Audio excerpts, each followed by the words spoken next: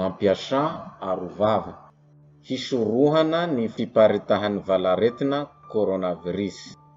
Fampiasana ny arovava manasa tanana amin'ny rano sy savony na mampiasa gel hydrolique sasao mandritra ny 20 segondra.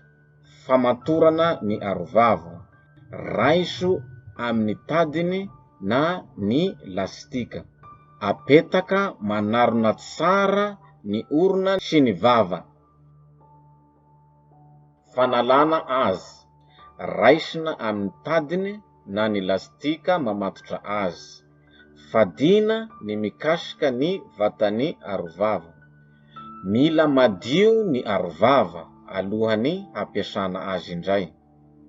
Manasa tanana amin'ny rano sy savony na mampiasa gel hydrolika sasao mandritra ny 20 segondra. Fanadiovana azy arotsaka ao anaty rano mafana mahery 80 degré Celsius mandritra ny 10 minitra na lomana ao anaty rano misy eau de javel. Sasana amin'ny rano sy savony. Hamainina ary pasohana tsara alohan'ny hampiasana azy indray.